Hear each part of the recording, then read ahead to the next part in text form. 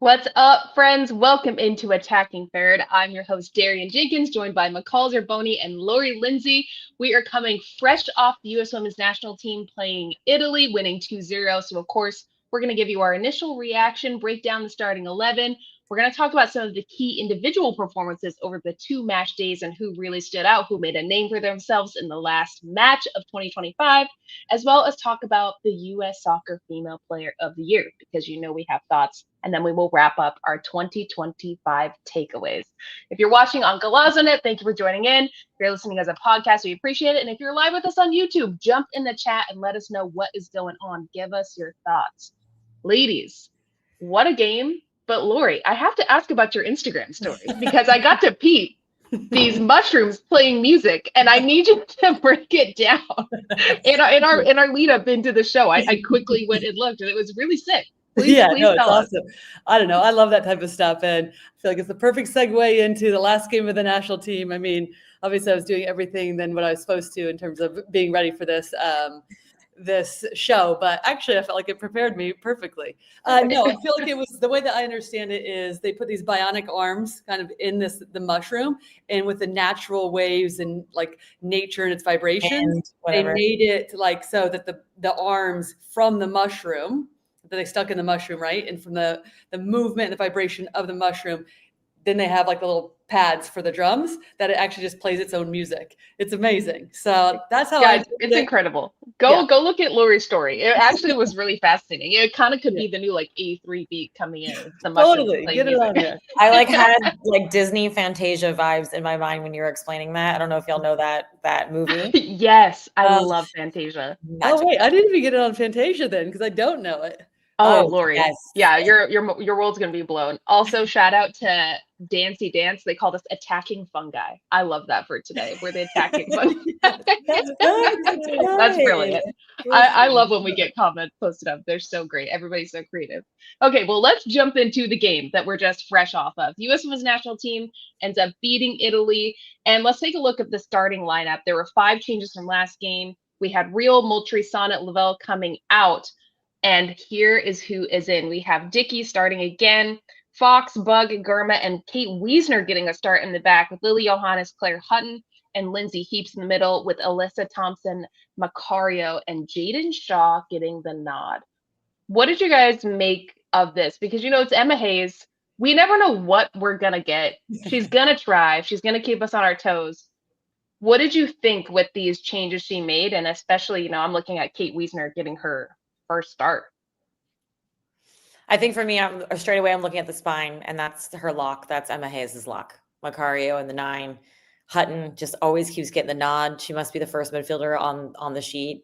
She always just keeps coming up roses and getting selected. And I think she's so good every time she's out there. And then Germa in the back line. And that central spine is, where you build outwards and upwards from there. So those 3 are a lock. Looked like it kind of all year when they were healthy and available, and they performed really well tonight and the last 6 months or so.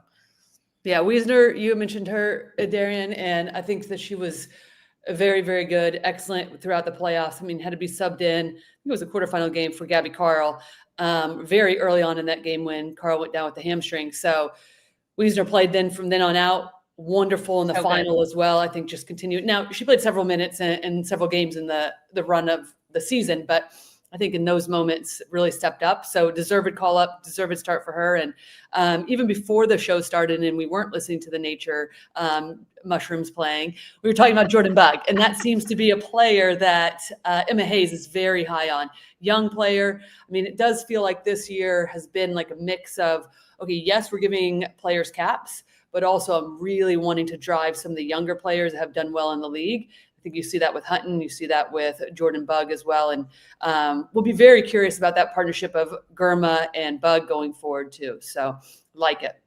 Yeah, that was it for me. I think Jordan Bug getting the nod next to Naomi Germa is huge. Yeah, I think when we're looking at the future of the center backs, I know Emily Sonnet is someone that's been underrated for a long time at center back. In my opinion, I think she's been so good this last year. But looking at, say there's a knock, say you need some depth.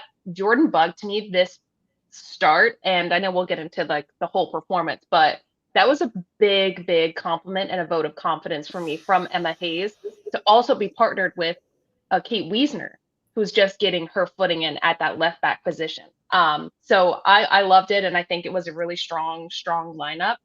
But looking at the lineup, who do you guys think has the strongest partnerships? I know there were some changes this week. Maybe we can pull the lineup back up so we can take a look. But who do you think kind of has the strongest partnerships? To me, I'm looking at Macario and who plays off of her. I think her, Lily Johannes, even more so than Lindsey Heaps, I think that they have such a strong cohesion. And we saw that in the first opening minutes of the game. And I love it. We see so much fluidity. Johannes floating around, getting more in the attack. Macario, she looks fast, y'all. She looks fast. Yeah. Quick and fast. Yes. Oof. And I think we're seeing her game develop a lot. But to me, McCall, you touched on it, being the spine of the team. I think Macario's that girl for them right now.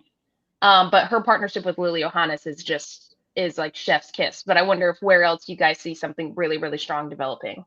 I mean, I see what Emma Hayes is doing here, and I think it's appropriate. She always does the perfect balance and mix of youth and experience. So if she's going to put Johannes in the midfield with Shaw, getting her first start in a long time, then she's going to put Heaps in there with heaps of experience and knowledge and comfortability in the U.S. system. And so she's just so methodical and thoughtful on, taking risks to get players caps and get them experience, but also not compromising the win and the victory and being that bad A USA that people are scared of. So I think she just really knows her players and their strengths and weaknesses and what they offer the game and who the opponent is so well. And that's what Emma Hayes is. She's short-term goaling it with these girls. Like, okay, for 2027, what are we looking at? But also imagine Bug. She's already getting time right now. She can play 3 more World Cups for us and 3 more Olympics for us. And she's already investing in that now because she has that luxury and she also knows how to tinker and play with it.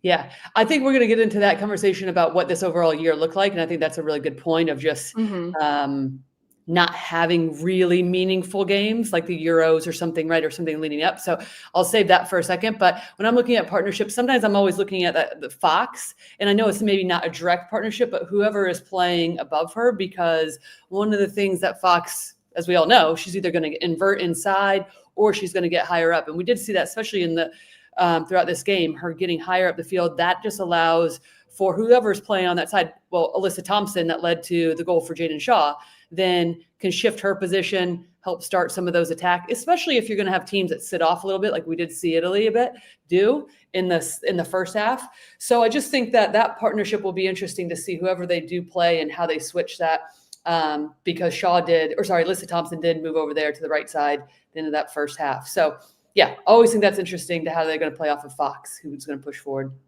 Yeah, I completely agree. Well, before we move on, I want to give a shout out to Kate Wiesner. We talked about her before, her getting the nod, but fun fact, Kate Wiesner is the 50th different player to start a match under Emma Hayes in 30 matches as the national team coach. No other full-time manager has named more than 36 different starters in their first 30 games in charge, and she has done 50. The last game of the year, still shaking shit up, still making changes. We got to talk to Emma Hayes at the final, and I kind of asked her how pleased she is with this player pool that she has, the depth that she now has. And I mean, how do you guys feel about that? Do you think this is the richest pool that we've had in U.S. soccer history from top to bottom? I mean, how many different players could slot into left back right now that didn't even get called into this camp? Absolutely. And I think that's a direct correlation to the league and how it's developing its players and just women's soccer growing as a whole. Now they have resources earlier on in their life, earlier on in their careers, where they can develop better, develop quicker, develop more fast. Because, it's like we've talked about this several times, like what you water will grow. And if you're not giving them appropriate water, how are they going to grow? Right. But now that we're dumping so much hydration into this growth and development of these beautiful flowers, that's why they're able to get so much better so quickly. And now we have an abundance of flowers growing. And it's like, which ones do we pick? Which 27 flowers do we pick for major tournaments? That's going to be the best headache that Emma Hayes could ask for. Yeah. Freaking, I love all of We're on a nature. Naturing This is a today. nature we got show. heaps. Like everything you're saying is amazing. I freaking love it. Yeah, I mean, I completely agree. This is such a deep team. It's an exciting team. And look at the 2 goals, right? Shaw, Macario, just brilliant. And I think the thing that has been so valuable is the point that I was just touching on is when you have this year where you don't have to have like the most important games and you're able to get players experience. That's what it's about. I mean, in the past, whether it was contract restrictions, whatever, we could go back as far as we want to talk about all of that. But now you're getting called up if you're performing, if you're playing, it's giving other opportunities if players are injured, and just like players are taking their opportunities. And I think when you look at the competitiveness of the NWSL, it is forcing these players, and I say force, but it is demanding that they step up and play and are consistent. And it's giving Emma Hayes the luxury to pick from a number of players. And also that job is just going to get more and more difficult to figure out, as you mentioned, Darian, what are the best partnerships? And a lot of times that's what it's going to come down to. It maybe it's not always going to be the best players that we think. It's going to be who can play off of one another, who really has like innate understanding with each other on the field. It's like, who's going to make the best bouquet for the coming season? Sticking with our flora and fungi theme. I love it. Well, guys, we're going to take a really quick break. And after that, we are going to discuss the key takeaways from the match. So stick with us.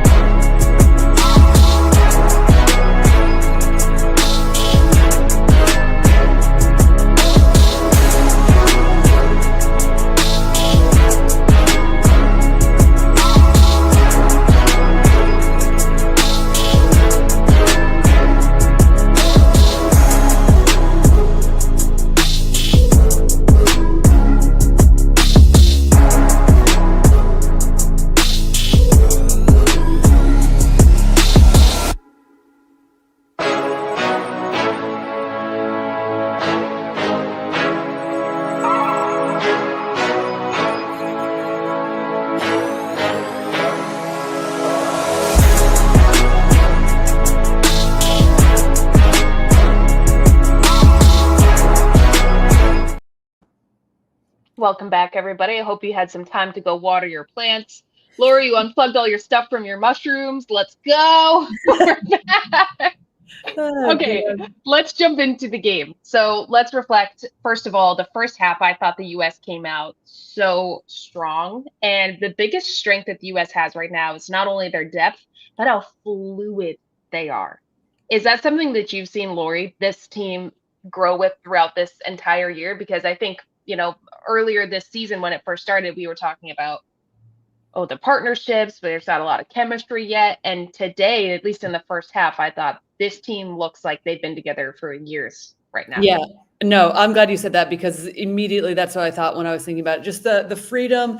Also, what came to mind is, and we've talked about this before, but just the freedom to make mistakes as well, like trying stuff, but there's ideas that are actually they're coming off, right? So it's not like, oh, I'm just like trying trickery. No, there's some understanding of, okay, yeah, we want closer knit connections. We don't want to be we do want like double width and full expansion, but also playing closer to one another and just understanding the movement. And so, yeah, immediately that came to mind for me, and just how fluid, even with limited time, even if it's for the NWSL players at the very end of the season. So there is, whether you want to or not, there's going to be exhaustion just from the length of the season. So I think the sharpness, the fluidity, and also I do think that Macario is a huge part of that because of the way that she plays. So she's always making herself available. She's understanding the movements of the other players that she's playing around. And how many times we see Lily Johannes, I mean, she was called offside on one of those opportunities too in the second half. And then also the one that was like randomly called back that everyone's like, no one knows what's happening. But she's always getting beyond. And a lot of that has to do with those connections that we were talking about, just the fluidity, but also I feel like Macario's positioning to understand, okay, now I'm going to check not only timing, but the spacing of where she's checking and just constantly looking to link up and bring others into the game. Perfect. Look at these Opta stats. McCall, Lori, I feel like you two love this. Like it's in the pocket, it's going through the midfield. Yeah, I mean, I love heat maps and I love passing directions. And also, like we were talking about partnerships and combinations, like how many times is the number 9 share the ball with the number 15? You know what I mean? Like those are the things that the trends, and also it can lopside you. Sometimes you're too left side heavy and you're not switching the ball enough. So when opponents scout you, they know to clog your left-hand side and force you to the right because you're not more comfortable there. So an even amount of passing in all areas of the pitch on both sides and with the heat map are very important. So it can help your hindrances as well. But I mean, for me, it just looks like they have a very clear, strong and secure understanding of the way that they want to play. Every player knows what their role is, know their ideology, what they're trying to do. And when you have that eliminated from your mind, then that's when you can get creative because you feel free because the standards are already set. You know what's expected of you. And then you wrinkle in the magic, the trickery, the tricks and flicks, and the exciting stuff. But once your baseline is there, and that for me is coaching. Seems like a training that the A, B, and C make sense to everybody, and they don't walk into a game day until they know exactly what's expected of them and exactly how they want to play. And then that's where the exciting stuff happens. No, I completely agree. When I was watching the game, I kept thinking, oh, the standard has been raised. Like Laura, you brought up Lily Johannes she was playing the 9 at some point. Yeah. She was in the wing channels. She was doing dummy runs left and right. She was in the 18. She got a goal called off. That to me says, oh, if you're going to play on the pitch, you need to add something extra to your game. Even Claire Hutton hitting the crossbar. You can't just be the 6. You can't just be the bruiser. You can't just be the one that's making the square passes and cleaning stuff up. What's next? It's getting in the attack. It's being involved. It's being aggressive. And to me, watching these players, I think, feed off of the likes of Emily Fox and Macario, Lindsey Heaps. It just has gotten better and better. And you see these players even step up in their own, McCall, like you say, their special sauce, what makes these players get called into a camp initially. You just see that tenfold exasperated when the team is moving and playing like this. Against an Italian side that's not bad. Was this their best 2 games? No. But they still can put a challenge to the U.S. And I think the U.S. did a really good job. But when we're looking at these 2 matches, who really stood out to both of you? McCall, starting with you first. Who kind of sealed their deal as you're a serious contender in 2026? You will be called into the first camp. For me, Claire Hutton. She was a standout for me today and previous days and really, really all year. Her ball winning, breaking up plays, great cover position, but also her passing, her changing of the point for a young player, the way she understands the flow and the fluidity of the game. She understands when they're shoving it down the right too much, and she needs to pick that ball out and swing it to the other side and share the load. And she's in high levels of control for a young player on that pitch. For players that have been playing on the international stage for a long time, she was a standout for me, looked very comfortable, and was controlling that midfield and pulling those little lines that we just saw. She was pulling those strings. She was pushing and pulling those combinations and making those happen. Yeah, I freaking love Claire Hutton too. Goodness. Just even like the last year, just the growth of her. I mean, she's so steady. And there is like a level of, it's not just steady, right? Where she's just like link and play. She has extra components that she's constantly feathering into her game.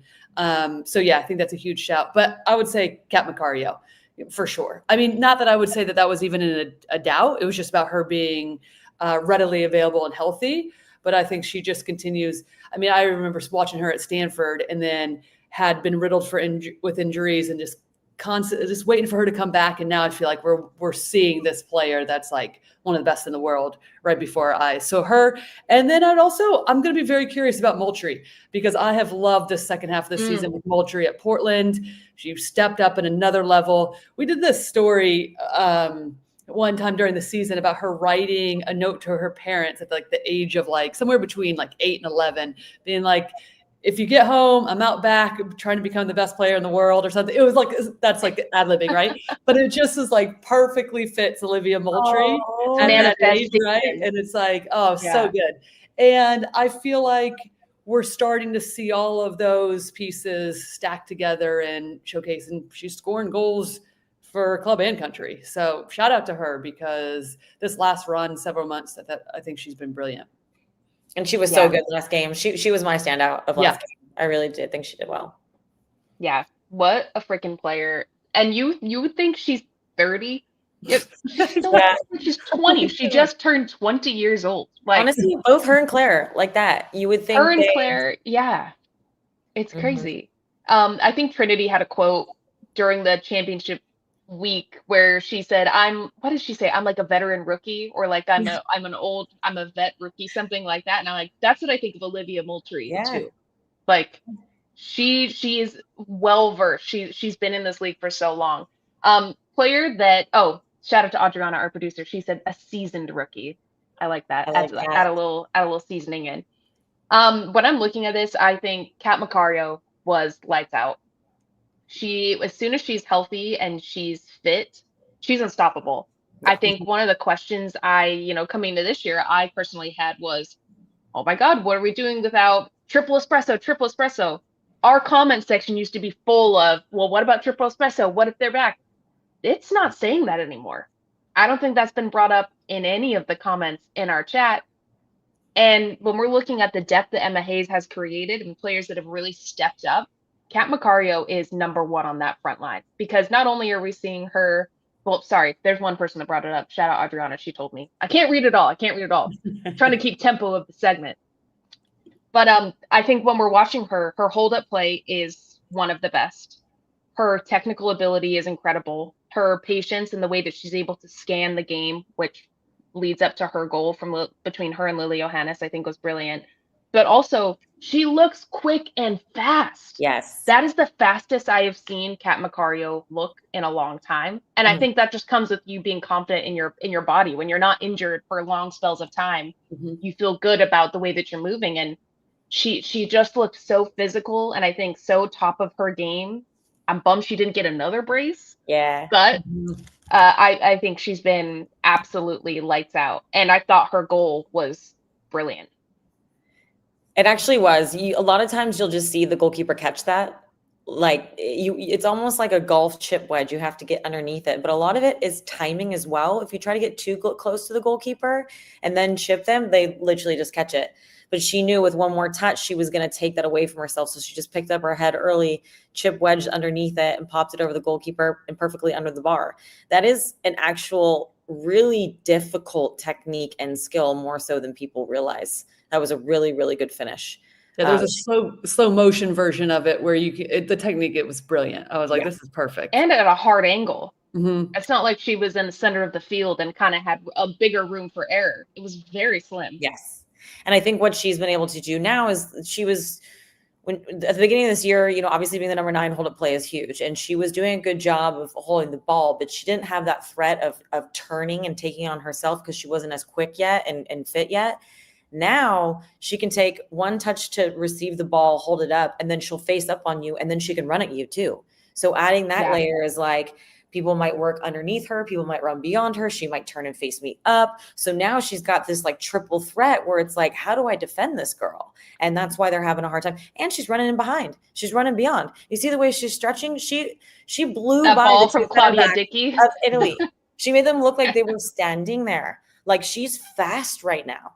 Fast. Yeah, she looks good. But I think, McCall, I was loving exactly what you were saying, but I'm thinking about this, and because of her hold up play, because of how dynamic to everything you just said that she is and has the confidence and the physical confidence to do that right now, because she can do all of those things, that allowed Alili Johannes to float up and essentially be another 9 at times, or float out to be a winger, and all of these interactions that happen when you have a 9 that can just hold the ball up as well as she does and have the patience. And I think on her goal, Lily Johannes, quick transition, picks her head up, whips the perfectly timed, perfectly textured ball into Kat Macario.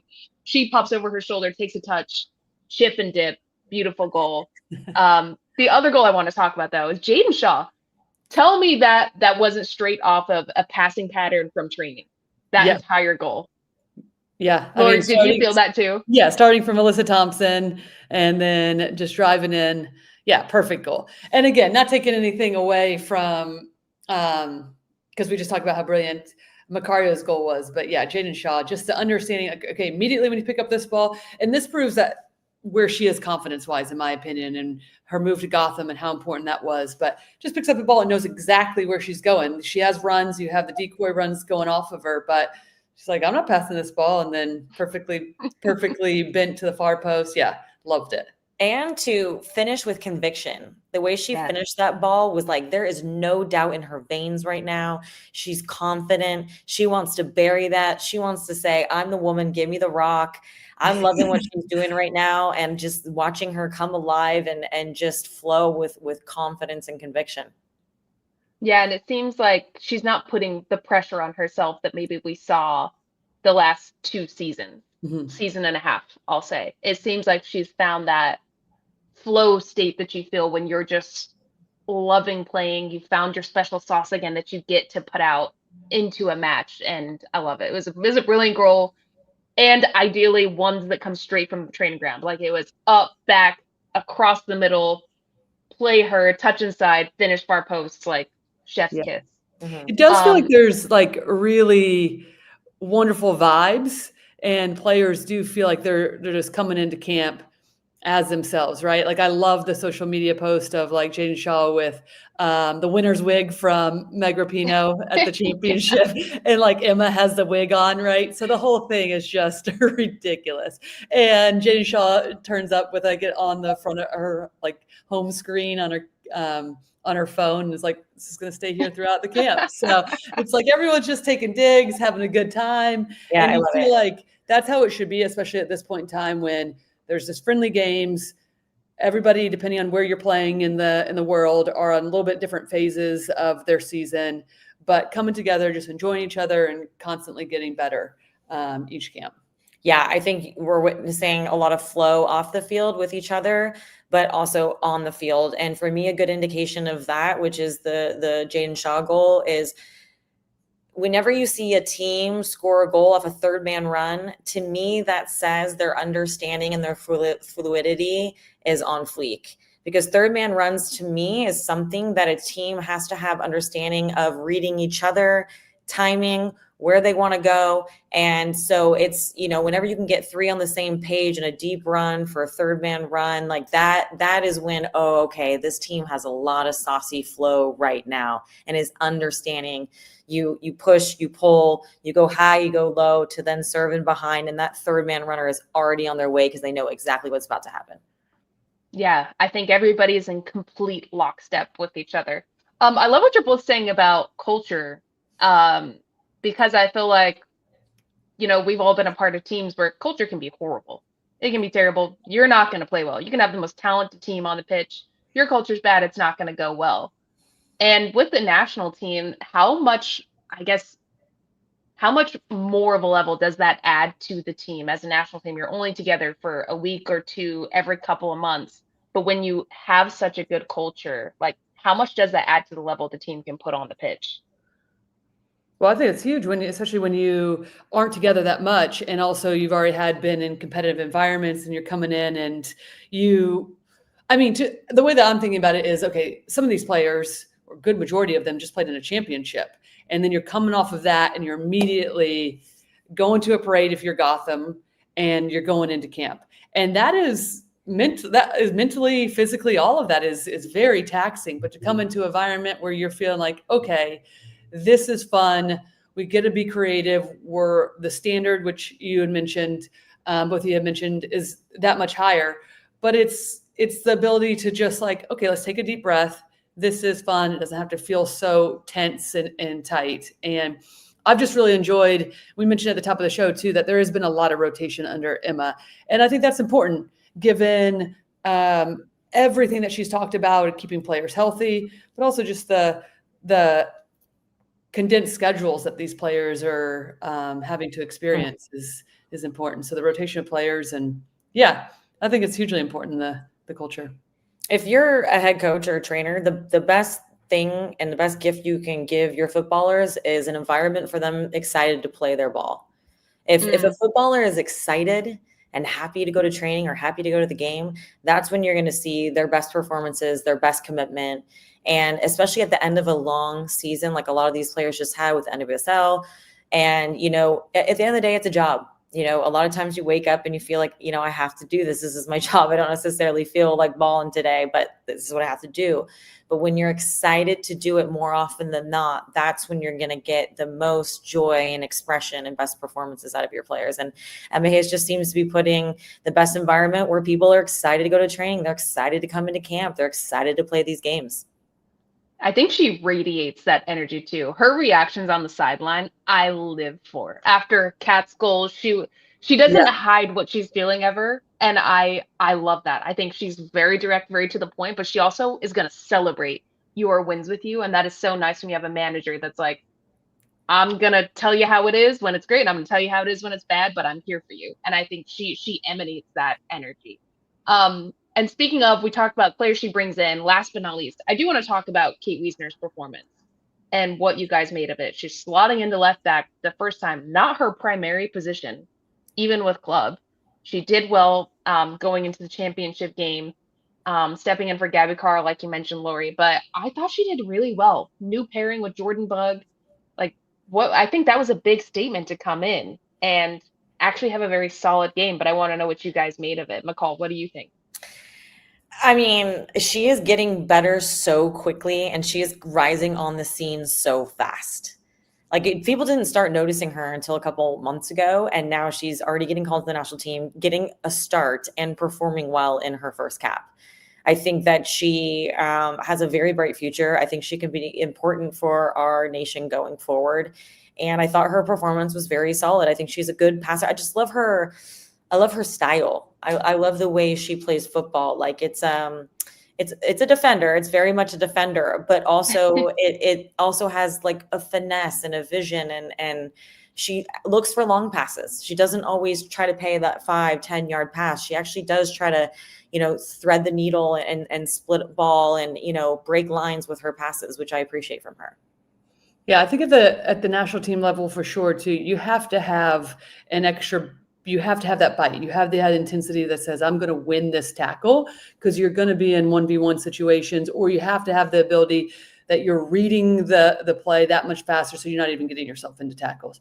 But I feel like that is on the defensive side, that is the two things that she does really well. She's reading the play, she's making up the ground, if she's going to get tight on the player that she's defending, or she's just putting in the tackle and making her presence known, which I feel like that at the national team level, international level, you're just like, yes, let's go. Because those are the types of things that set the tone, or they're going to shift the momentum of a game. And I'll just be curious how she continues to, because I think she has, to your point, McCall, she's good on the ball. And I'll just be curious, depending on how Emma Hayes uses her, how she is going forward more. Now, maybe they won't actually use her because they might use, if Emily Fox is playing on the right, then they'll just shift her and it's like a hybrid 3-back, right? You just tuck Wiesner in. But it all just depends on how you're being used and what you're trying to get out of that player. And sometimes depends on the opponent. So yeah, but her trajectory and to shine in big moments in games when you need it, she showed that at the NWSL in the playoffs with Washington, and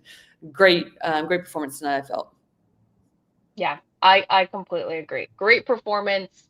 2 shutouts, U.S. Women's National Team against Italy, a way to round up 2025. New players getting in. Everybody's getting a cap. You get a cap. You get a cap. I get a cap. We love Emma Hayes. We live for it. Well, of course, we are going to spin it forward and talk about our final thoughts as well as our thoughts on who should get the U.S. Women's National Team Player of the Year after this quick break. Stick with us.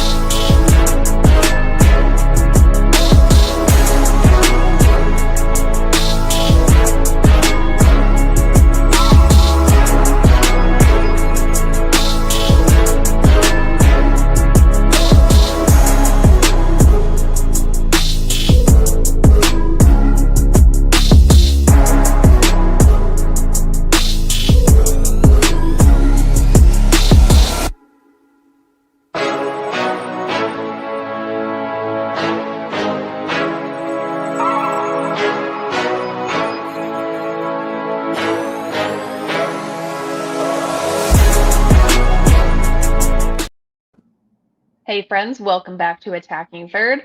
Let's get into it. Our final thoughts and the U.S. Women's National Team Player of the Year. Now the parameter for this is all Player of the Year finalists were selected based on performance in 2025 with emphasis placed on play with their respective national teams. The nominees are, drumroll please, Sam Coffey, Emily Fox, Rose Lavelle, Kat Macario, and Alyssa Thompson. Okay, when you first look at this, which, Des, can we leave this up for a second? McCall first, when you look at this, are there any snubs that come to mind? When I look at this, I think there's only 2 NWSL players, so it looks a little bit Euro heavy. Do I think anyone got snubbed? No, I think even these are quite tight. I think it's going to be, no one is a huge standout for me out of these 5 that it's like a definite lock. We'll get into it and give our reasons for each one, but I don't think I need to throw another name into the hat. I think, everyone's had a solid good year, but no one has been outstanding and carrying us on their own. Oh, McCall, I would argue that Emily Sonnet has. Okay. Even though the emphasis is on national team, I think she's done so well with club. And Emma Hayes said you have to be performing with club to get called in. And despite injuries, players being in and out, what position she needs to play, what style she needs to play, I think she could be considered a snub in my opinion. But Lori, do you see anyone that you would think is missing? Emily Sonnet has been snubbed the whole season, which is outrageous because I'm an enormous Sonnet fan, and I just don't understand why people sleep on her. Oh, she's been tremendous. I think that's a huge shout. Trying to think if there's anybody else that. No, I like this list. I have a player here that I think that I would put as the winner is Kat Macario. I just think she's been brilliant for everything that we've talked about as well through this season in terms of just her continuing to, I guess you could say improve, but like to me, it's just like getting back to what we know and what she's always been able to do is just about being able to stay healthy and do it consistently. And yeah, it just feels like one of those lucky opportunities for us to be witnessing it. And these last 2 games, I think to cap off this calendar year with the national team, I think says it all for Kat Macario.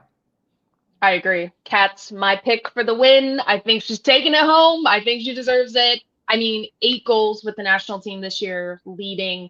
She looks dynamic. She's quick. She's savvy. She's saucy on the ball. She's getting the captain's armband tonight in the game, which I thought was a huge nod of respect for her and what she's done for the national team. And she just looks strong. Like, we have been wanting to see a healthy Kat Macario, and to see her come back and put a performance, especially like tonight, to round out the entire year and boom, make a statement for I will be called in coming into the next year, I think is huge. And to me, this team would not be the same without her holding it down in that 9 or 10 position, wherever she is. So she's got my nod. McCall, you're nodding your head too. Are we going 3 for 3? Or are you picking? I feel like you're going to pick someone else. I would be remiss if I did not mention Emily Fox. I think her consistency has been absolutely next level for our nation for several years now. And she's kind of one of those that flies under the radar because she's not super flashy or fancy, but she's always doing her job. She's always available, always healthy, always putting in a large shift. So for me, she's up there. And I just wanted to throw her name out there. But yes, Kat Macario. And the reason that's giving me the nod on that one is her comeback story. To have this good of a year after the challenges that she's had for the last 2 years. And, it wasn't too long ago, earlier this year, about 6 months ago, where we were watching her at the 9 and we we're like, I don't know if she has what it takes to be cut out for the number 9 for this US team right now, because she wasn't in form. And she'd tell you that herself. And what she's been able to increase in her game in the last 6 months as like the number 1 most important player on the pitch, scoring goals, being that out and outright number 9 that we need. She's gotten so much better and getting back into form. And so she's my ultimate vote. Ooh, we went 3 for 3. That never happens. I love the shout for Emily Fox, though, too. I think winning the Champions League, being a leader, that transition to going to play overseas is really difficult. She's handled it with grace. And she also holds a massive standard for this team. I think you look at players like her, all those players on this list do, but when you see that Emily Fox isn't in a game, they lose sort of that heartbeat that the US were used to having, because she's the one that keeps tempo for the team and holds the standard because of her work rate. So it's a great shout. Not everybody can win, but we're voting for Kat Macario this year. Shout out to her. Ladies, this was the last match of 2025, which feels insane to say. We've wrapped up NWSL. We're wrapping up US Women's National Team. Champions League is about to be wrapped up. But for US Women's National Team, when we look at the whole 2025, Lori, I'll start with you. What are some of your biggest takeaways of this year of caps, of styles of play, of swagger, of players returning to the pitch, players not being on the pitch? What are some of your biggest takeaways of 2025 with this team?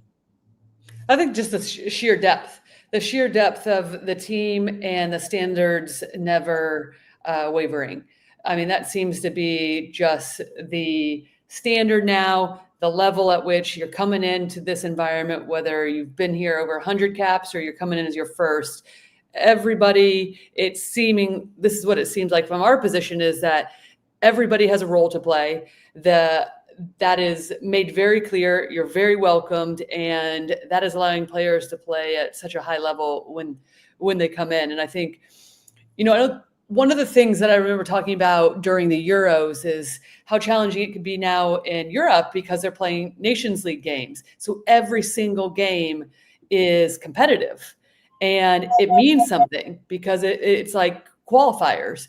And that is, on one hand, exceptional because you want to be playing at the highest level games as much as possible with your national team, but also it never really gives you a break then to be able to bring other players in what I would say, quote unquote, less meaningful games, right? Just friendlies, to be able to bring players along, give them opportunities to excel, but also try things.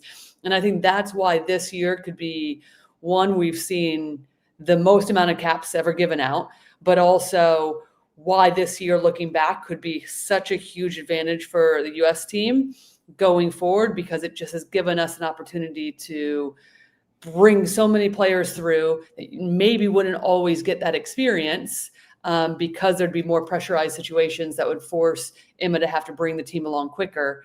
And I think this could be a huge advantage for us going into qualifiers and then ultimately, obviously, the World Cup for 2027. Mm-hmm.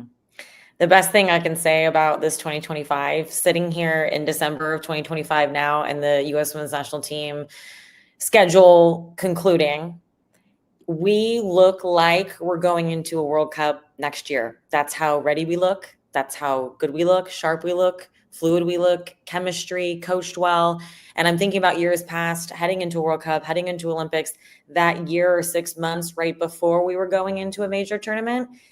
Our team right now looks that level, and we still have a whole nother year of prep to go and to get ready. So this, to me, at the end of 2025, looks like we're a whole year ahead in our prep for our next major tournament. Ooh, that gave me chills, McCall. Mic drop. I love that. I agree. I think coming off of this year, reflecting on the changes, the players coming in and out, the kind of lovely consistent inconsistency Emma Hayes has put with this group of, she's going to call you in if you're playing well with your club. She's going to call you in if you're taking on the principles, if you're applying everything, and you're going to keep getting called in if you bring the flair that makes you a special player at that level. And I think Emma Hayes has made this federation so strong and made the individuals so strong, and the culture. I love getting to see her celebrate the players. So one of my biggest takeaways is, even though US has had 3 losses against Japan, Brazil, and Portugal, doesn't feel like losses. Those feel like they needed to happen to make this team so much stronger. And I don't know if another year we would be saying that. I think we'd be in sheer panic that we dropped the ball in those games. We would be. And so the fact that she's created that even we're not on the team, we're the outsiders that are talking about the game. She's just made this such a good setup for US soccer. Yeah, she really has. I mean, it hasn't even been that long since she's been at the helm, and what she's been able to do, the players that she's given opportunities to, the lay of the land that she has secured. And like we said, just the energy and the excitement to be a part of the team and wear that crest and be excited to get it called into camp, and instead of nervous, look at it like an opportunity instead of like this enormous honor that's overwhelming. She just has a great way. And, even we got little snippets. I don't know if you remember this a few games back, but she was mic'd up on the sideline when Avery Patterson was checking into the game, and just those little things that she says to her, like, remember that little girl that was so excited, just go out there and have fun. Like, for a head coach to say that to a player who's getting their first cap, she knows just what to say, how to say it, and when to say it, to bring out the best in those players to go out there and express themselves. And at the end of the day, it is a game. And I know these are just friendlies, so she doesn't have the pressure on her yet to win ball games, or she's going to get axed. But this, like I said, she's laying a very positive land for these players to flourish. big takeaway. We love Emma Hayes and what she's doing with this team, what she's doing with these players. Because when the players are doing well with club, they get called into camp. That just makes the cycle, the depth, the richness of U.S. Women's national team so much stronger. Looking ahead into the new year, 2026, it's right around the corner, which feels terrifying to say. 2026 is coming up. What do we want to see with this team next year, Lori? Why don't you go first? What's something that you really want to see with this evolution of the unpredictability of Emma Hayes, and what else she can possibly do with this squad? Yeah, I'll be curious just to see mostly about how she starts to maybe condense the group a little bit and picking the certain players and why she's doing that, whether it comes down to the chemistry or the combinations and the partnerships on the field. But I think at some point in time, with the qualifiers being later in the season next year, you do need a little bit of a runway. So I'm going to be curious just to see mostly, okay, this year was about building the player pool, having a bridge between the 23s and the full team. And now what does kind of condensing that group look like, and why those decisions are being made for certain personnel? Yep, condensing. And I'm highly anxious to see how she works players coming back from injury and pregnancy back into the mix. I think that will be a very large challenge for her, a very large challenge for the player pool and the way that they handle it. All of a sudden in jobs, there is no stress like, and Laura, you can probably attest to this too, it was like when you are getting close to a tournament and you know that only a certain amount of players can be invited into that tournament, that stress in your player position and that competition starts to increase. Again, right now it's just friendlies. They're all out there having fun and sharing the load. But at the end of the day, when only three players in your position can go and you may not be one of them, that stress and that anxiety and that competition starts to set in. So it's maintaining that team first mentality with still putting your best foot forward and your best performance forward, and just, all you can do is do your best and hope that you get selected and you're part of the team. But that energy starts to wrinkle into the chemistry of the team, and it's difficult to manage at times. Is my mic better? Check 1 2 1. Not great. Not really. Keep it going. We still want to hear what you're saying. Guys, I'm so sorry. My mic is my biggest op. I don't know what's happening. I know, right? right? Gabe the American. Yeah. Oh, this mic. You're good now. You're good. Okay, I'm really leaning in. # lean in. What I want to see in this new year, I want to see this roster get a little bit more finalized.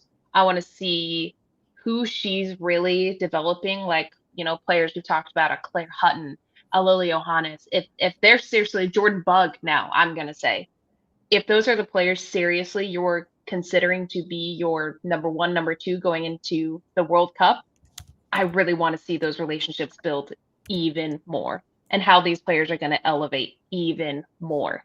Because right now I'm like, this team is scary. McCall, you said it. They look like they're going into a major tournament next year. They have a whole year more competition to get in.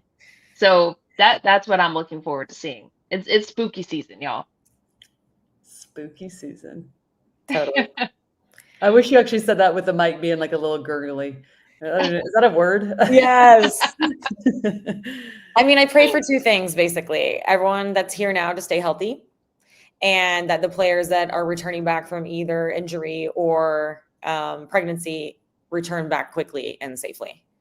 And just that we have all the selection possible to our liking. That if everyone is available, give us that champagne problem, give us that headache, make Emma's head spin, but let's just hope that everyone is available for selection so that we can pick our best, 23, 27 players. Yeah, I love it. Cross your fingers, cross your toes, knock on some wood. Help Emma Hayes pick that bouquet of flowers that she has helped create. I love it. Everybody, this was such a fun show. The last match of 2025 with U.S. Women's National Team. We had such a great one. Thank you for jumping in the comments. We appreciate you listening as a pod, whether you're with us on Golazo.net or here with us on YouTube, as always. Don't forget, A3 will be back, of course, this Thursday, December 4th at 11 a.m. with your girls. So make sure you tune in. From Lori, McCall, Des, our producer, Audrey, I'm Darian, and this was A3.